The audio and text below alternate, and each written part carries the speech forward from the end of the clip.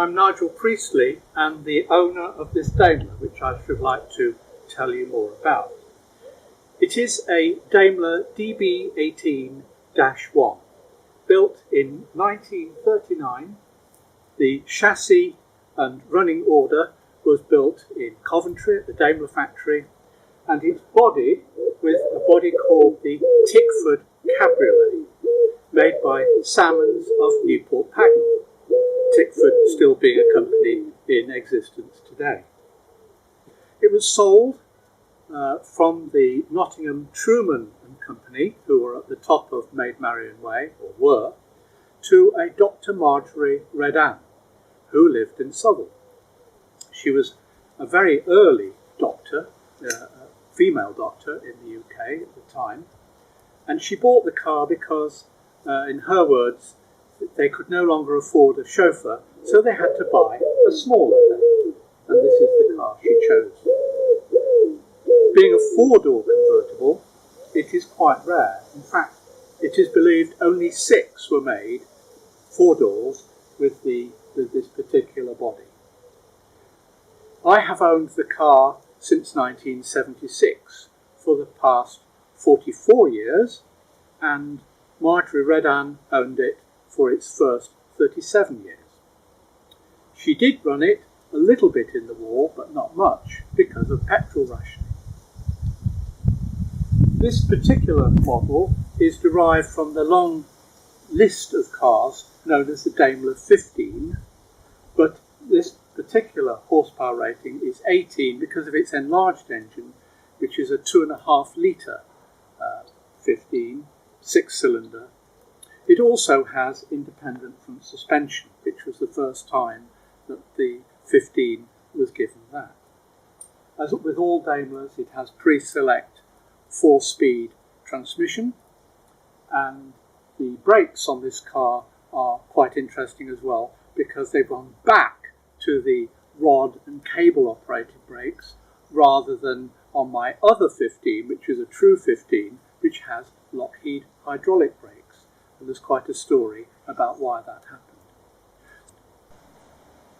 You're now looking at the maintenance manual that came with the car, and here is the registration document, which is in the buff colour, showing the Marjorie Redan here and myself here buying the car in 1976.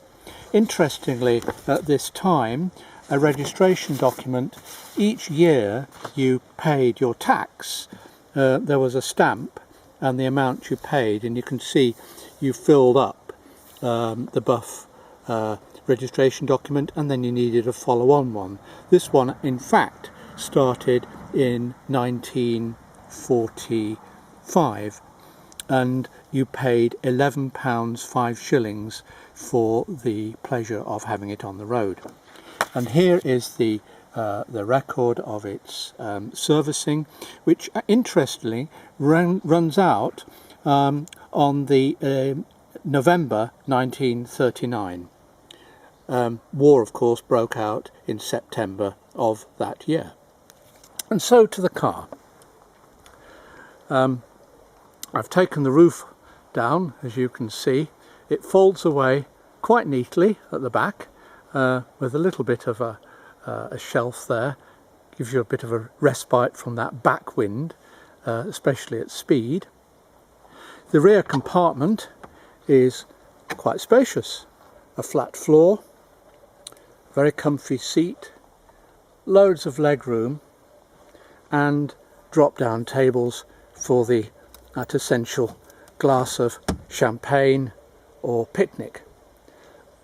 It was certainly used for picnics when they went abroad, and the 3 girls that Marjorie had sat along this back seat and certainly enjoyed their continental excursions.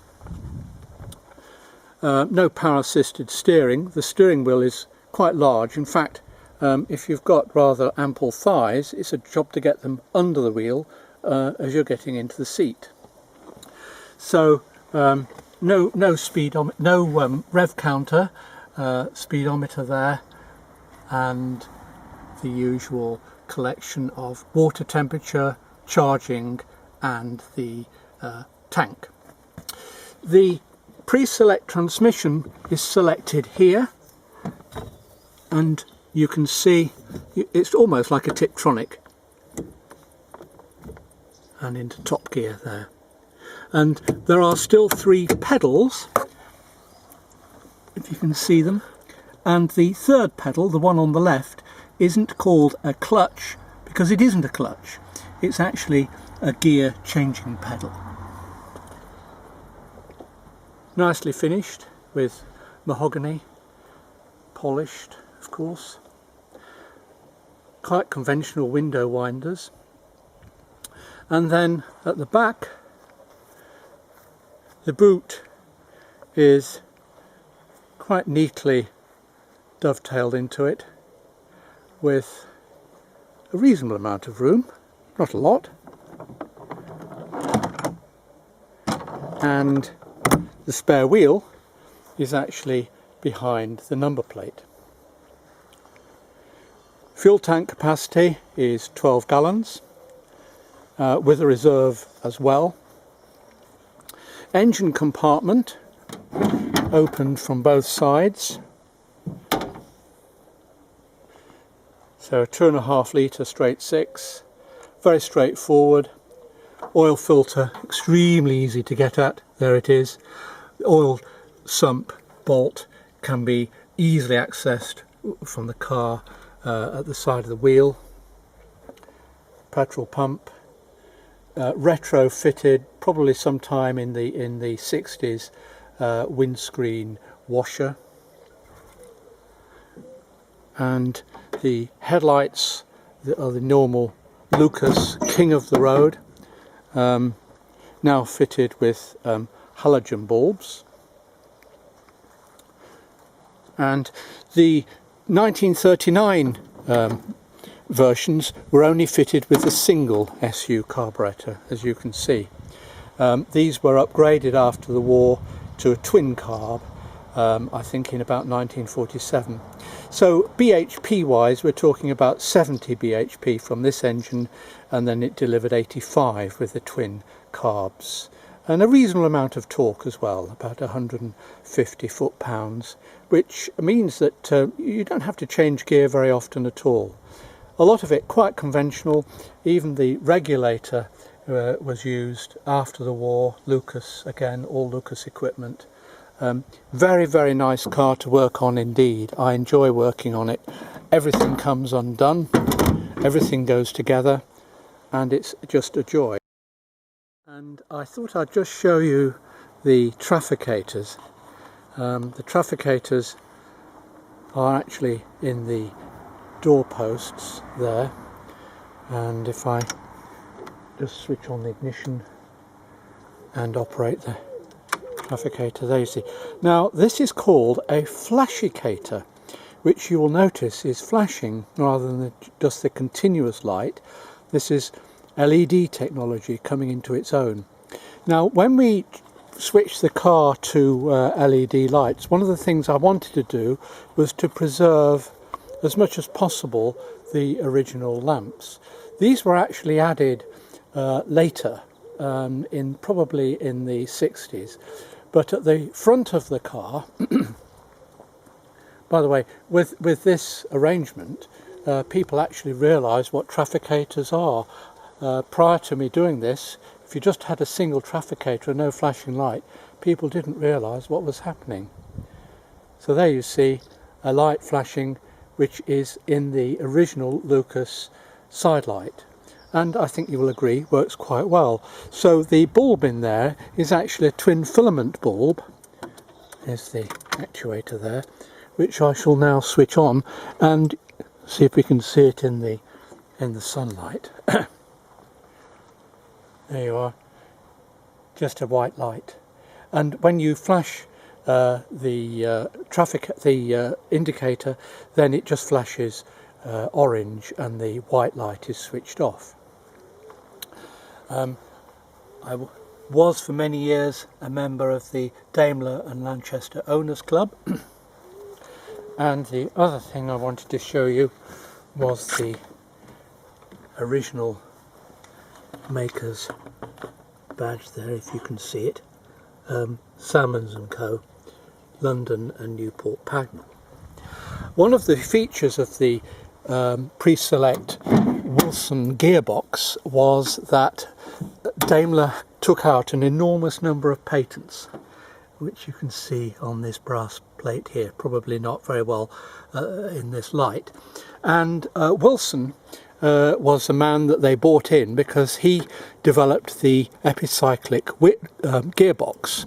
And it's interesting to know that he lived, well, his grandson lived opposite me here for a few years at South Collingham Manor. So of course when his daughters got married we had to use this car, and it did the job very well indeed. So if you see it coming along, it's very distinctive. A lot of people know it fairly well, and the lines are quite nice really. The coachwork. 0 to 50 took 22 seconds, so it wasn't exactly quick off the mark, but of course quite a heavy car. The chassis alone was 30 hundredweights, and so yes, this engine had a lot of work to do. And so here I am sitting in the passenger seat. Incidentally, the leather is all original, now 81 years old, and still very supple. We do feed it with the proper leather food. This car has travelled well, as I said earlier. We went in 1977 on holiday to Scotland, all round Argyll, with the roof down, driving through the glens. Absolutely glorious. It certainly is very much a holiday car. I also have done weddings in it over the years.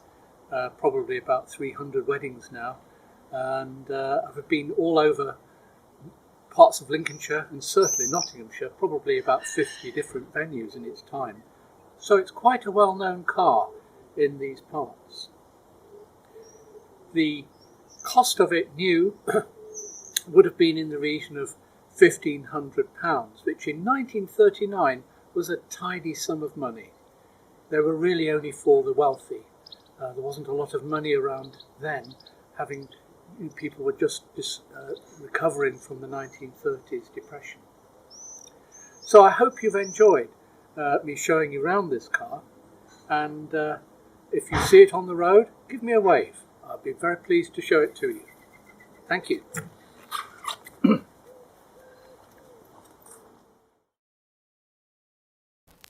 The following sales advertisement is brought to you by Filmographers of Distinction, Petroleum & Co. in conjunction with Dylan Miles Sporting and Classic Automobiles, featuring Warren Street motor car trader Terence Timmington Smythe.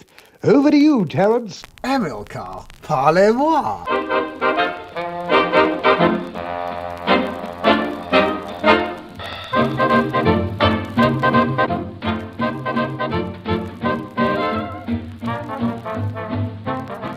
Are you a gentleman who likes speed, danger, noise, excitement and fun?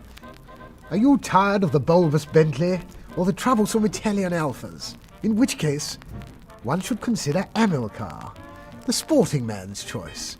With an 1100cc supercharged six-cylinder, it's got it all. Excitement, panache, Gallic flair. What's not to like?